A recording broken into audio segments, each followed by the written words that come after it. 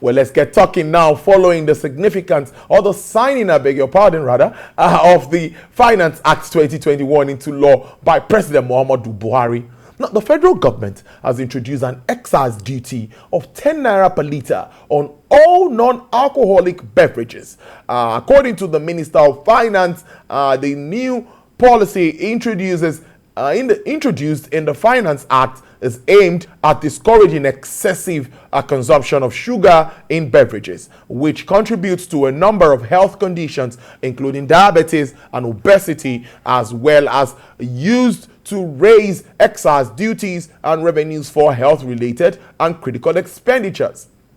This development, which has stirred diverse reactions from many quarters, most especially from the Manufacturers Association of Nigeria, MAN, shows that the new law would have a ripple effect on the prices of demand of the commodities, resulting in the loss of jobs due to reduced production activities by local manufacturers. Well, let's make more sense of this. And joining me via Zoom to do this, to look at this, and of course, the effect on Nigerian manufacturers, is the Director General of the Manufacturers Association of Nigeria, MAN, and Mr. Segun Ajayi Kadiri. It's good to see you. Happy New Year to you, DG. Thank you for joining us. Happy New Year to you, and thank you for having me again. You look well. Yes, so DG, we talked about this sometime last year, and we've always been talking about government and revenue challenges. Now we see that government is trying to shore up revenue, and they have come the way of introducing tax on carbonated drinks. And now we are coming to say that's not the way to go. First, how does this come to you, and what is your direct reaction to this move by government? Okay, thank you again. I think it is understandable for government to want to raise revenue, and we fully support government efforts to raise revenue, because government needs revenue to provide for our infrastructure and other utilities. But the question is, how do you raise revenue? Do you raise revenue at the expense of productivity? I think that is really the issue. So the news came to us as a bit of a surprise, because we made strenuous efforts to canvass against it, informing government that there could be other ways of raising revenue, and more importantly, about the possible negative impact of this reintroduction on this sector.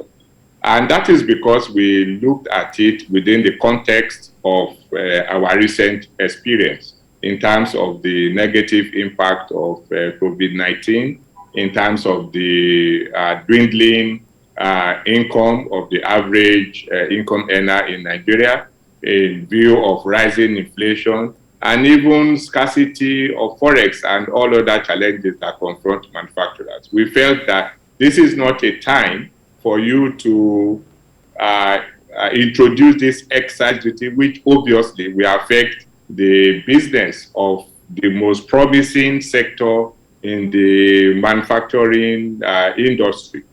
We know that, for instance, the food and beverage subsector contributes about 38% of the manufacturing contribution to GDP, and also 22.5% of the jobs created, employing 1.5 million persons. So we have a feeling that this is the kind of sector that you need to guide against any negative thing befalling them.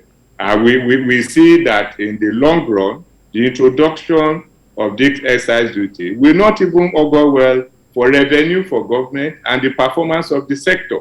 So the way it hit us is that we are looking at a situation where it ought to be revisited, and also with adequate dialogue, we might be able to see how we can find common grounds that will avoid the obvious negative impact that this portends. DG, MAN is saying this will be counterproductive, and I want to quote the figures.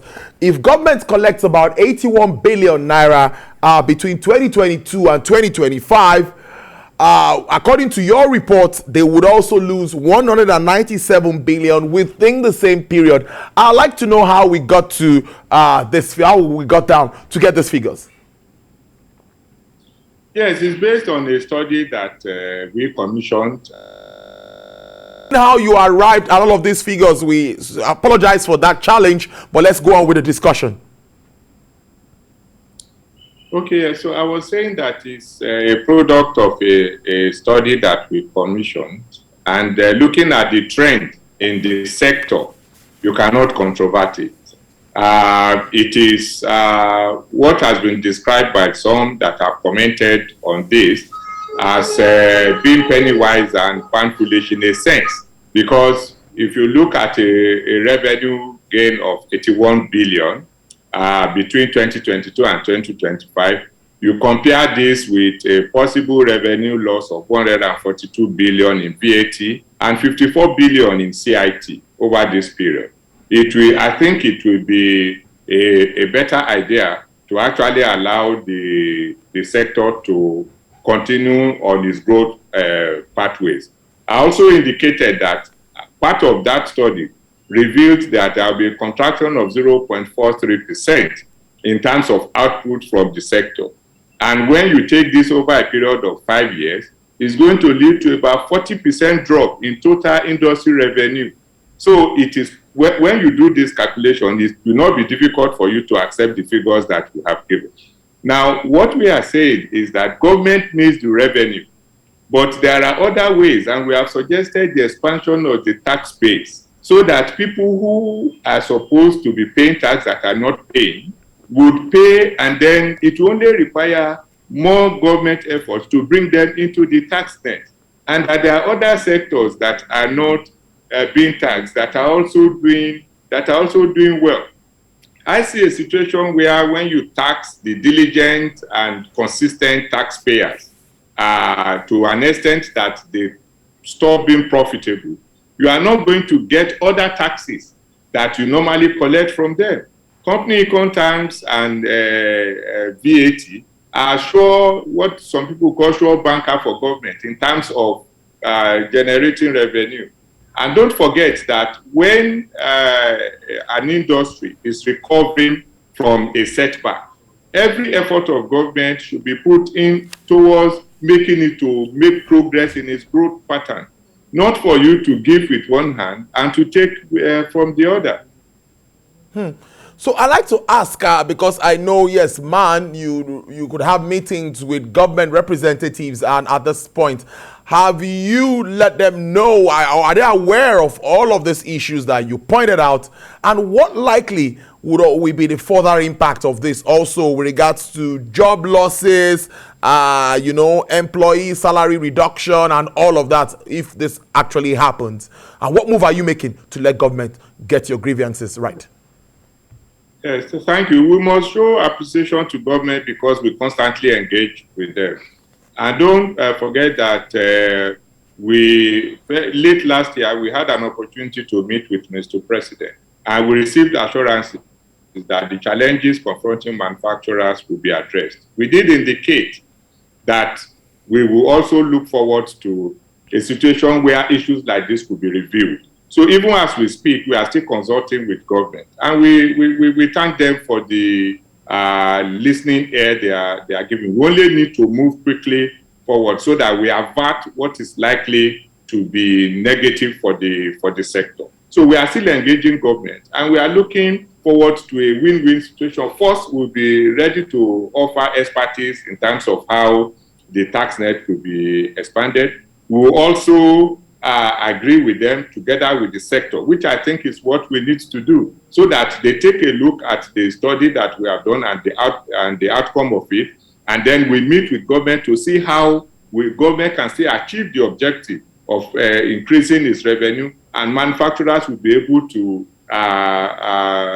survive and be profitable and retain the job levels that they have, retain the profitability and return on investment for those and then even attract those that want to go into the sector, because this promising sector has a way of attracting new entrants. But when you see this kind of a development, it will make you to rethink your investment decisions.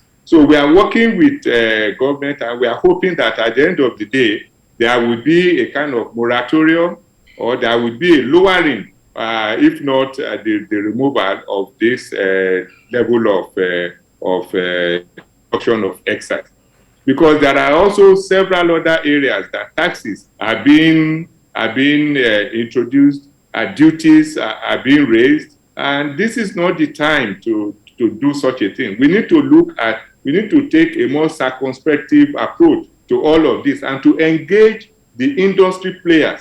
As we speak, we stand at the threshold of an increase in the duty on dairy products, and we have people who have invested heavily in that sector. That is still an issue that we are looking at. We are also even looking at the alcoholic beverage, tobacco, and all of it.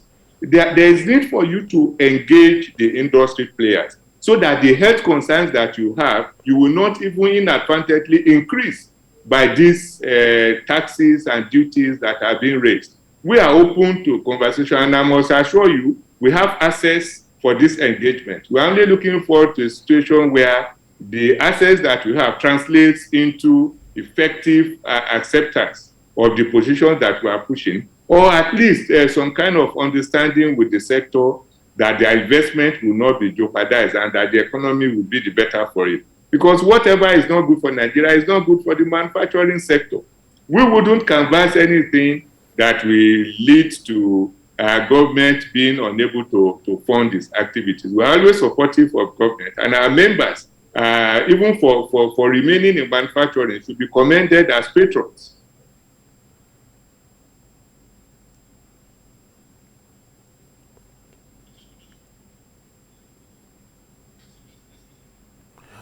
Okay, now, DG, well, finally now, before I let you go, government has also cited health issues, saying that this would also help reduce issues that maybe around diabetes and all of that. So they are saying that maybe people will reduce consumption, which of course will reduce inflows of funds to the manufacturing space. Now, how are manufacturers also under the ages of man reacting to this development? Yes, I mean, we are always concerned with whatever negative effect our product will have. And that's why responsible consumption is advised. And I'm not aware of the study that has revealed this connection. And I strongly believe that when you want to cite health concerns, you take a holistic view of the picture. What is the alternative? Are you going to advise them to start to take products? Because look, once there's a consumption pattern, is going to continue regardless of what you do. So are you going to push them to start taking on wholesome products, those ones that are not subject to the hygiene that these carbonated drinks have been subjected to in the manufacturing space? Are you not going to complicate their health further? Is what you are supposed to do not to advise responsible consumption, and the industry players have been doing just that. We even have those that are invested in zero sugar carbonated drinks. How do you deal with those? So I think that we should focus on both sides and see that in the long run, the health of the people is singled out as a very important factor and dealt with. But I think that more than the health issues that are involved, I mean, which are provided reasons why they can be dealt with quite easily, and our members have been doing that, the revenue concern stands up as a very critical one that led to this development. DG, finally, it's 2022. The last time we spoke was in 2021, and there are a lot of projections for the manufacturing space as we move on. Hopefully, supply disruptions and all of that are addressed. What are your projections as we look forward in the new year? Well, thank you. We look forward to a brighter 2022, as you have heard from the first 3 quarters of last year, where the manufacturing sector outpaced the output of the economy as a whole.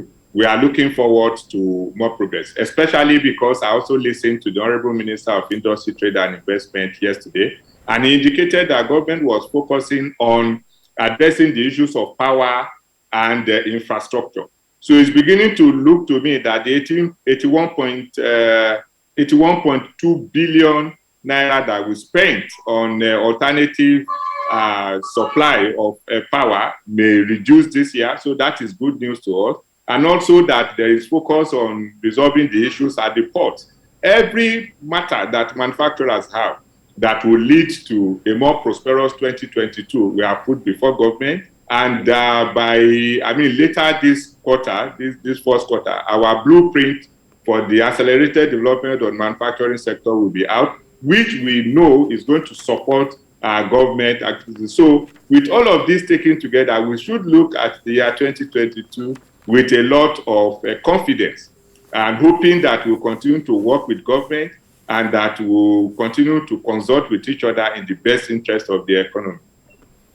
Well, it's a good way to leave it. Thanks. Despite the challenges, we're able to have DG speak to us with regards to this very important development. Let's see how it plays out. Hopefully, MAN will be able to, get government. Other reactions are coming, not only from MAN, other agencies, other governments. They are all reacting to this development. Thank you so much, Director General for Manufacturers Association of Nigeria, Mr. Segun Ajayi Kadri. We really appreciate your time. Thank you.